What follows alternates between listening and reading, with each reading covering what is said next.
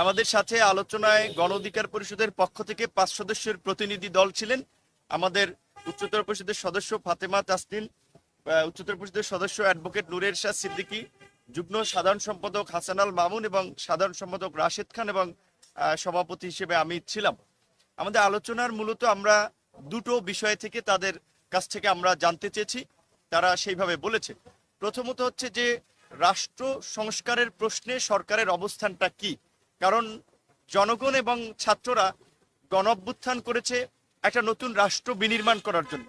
সেই নতুন রাষ্ট্র বিনির্মাণ করতে রাষ্ট্রের বিভিন্ন সেক্টর, সেটা প্রশাসন, বিচার বিভাগ, নির্বাচন কমিশন এবং রাজনীতিতে সংস্কার প্রয়োজন।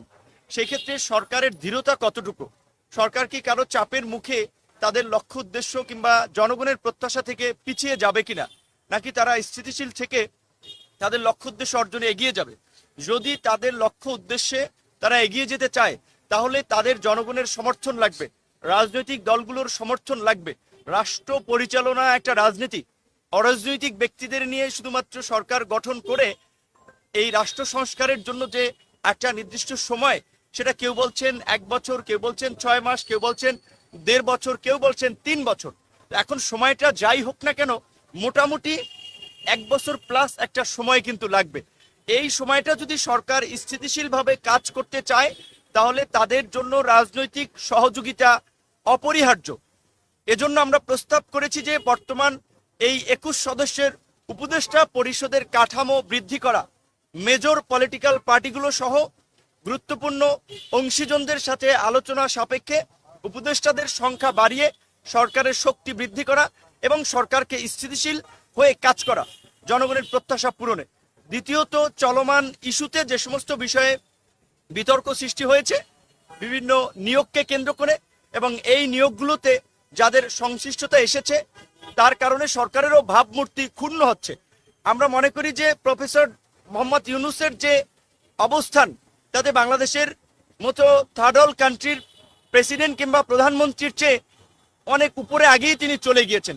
কাজে এই সরকারের যে সফলতা এবং ব্যর্থতা, সেটা কিন্তু আলটিমেটলি ডক্টর ইউনূসের মান সম্মানের একটা বিষয় হয়ে দাঁড়াবে। সুতরাং তিনি যদি আমাদের সম্মানিত সাধারণ সম্পাদক যেটা বলেছেন, তার আশপাশে কিংবা তার সরকারের পক্ষ থেকে বিশেষ করে রাজনৈতিক কোনো ইঙ্গিতপূর্ণ বক্তব্য দেয়া কিংবা দল গঠনের বক্তব্য আসলে প্রতিষ্ঠিত রাজনৈতিক দলগুলোর মধ্যে একটা সন্দেহ সংশয় তৈরি হবে। এই ধরনের বক্তব্য যেন না আসে, এই বিষয়টি আমরা তার দৃষ্টিতে এনেছি। একই সাথে বাংলাদেশকেও অস্থিতিশীল করার জন্য দেশি বিদেশি যে নানান ধরনের তৎপরতা চলছে, সেটি নিরসনের জন্য একটা দক্ষ এবং জনবান্ধব প্রশাসন ব্যবস্থা নিশ্চিত করা, তার জন্য আপনার নিয়োগে স্বচ্ছতা আনা এবং আওয়ামী লীগকে যারা পুনর্বাসন করার জন্য এই যে কাজ করছে, সেটা সরকারের মধ্যে থেকেও অনেকের বিরুদ্ধে অভিযোগ আসছে, সেই বিষয়ে যেন তারা পদক্ষেপ নেয়। সামনে দুর্গাপূজাকে কেন্দ্র করে আপনারা ইতিমধ্যেই শুনেছেন অনেকের শঙ্কা যে এখানে বিদেশি ইন্ধন এবং দেশের মধ্যে পতিত স্বৈরাচারের দোসররা নানান ধরনের অঘটন ঘটাতে পারে। তাই সরকারের পক্ষ থেকে আমাদেরকে এই বিষয়ে সহযোগিতা করার জন্য, সজাগ থাকার জন্য বলা হয়েছে যে বাংলাদেশের মতো দেশে এই যে ক্ষমতার মোহের পরে যে শাসকরা স্বৈরাচারী হয়ে ওঠে, এটা শুধু শেখ হাসিনা একাই হয়েছেন সেটা না, এর আগেও তো আমরা সামরিক শাসন দেখেছি, নির্বাচনের মধ্যে দিয়ে আসা গণতান্ত্রিক সরকারেরও আমরা বিতর্কিত কর্মকাণ্ড দেখেছি।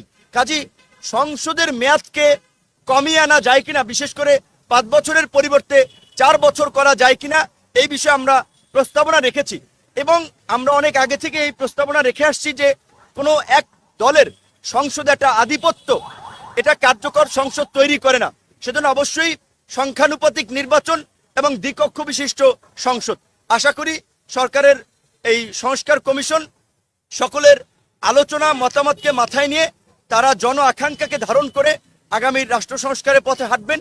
সেক্ষেত্রে যেই সময়টা প্রয়োজন সেটা আমরা দিতে চাই, কিন্তু সেখানে আমরা পরিষ্কারভাবেই বলেছি রাজনৈতিক দলগুলো কিংবা আমরা এই সরকারকে ক্ষমতায় বসালাম, এই সরকারের জন্য আন্দোলন সংগ্রাম নির্যাতন নিপীড়ন করে তাদের জন্য রাস্তা তৈরি করলাম।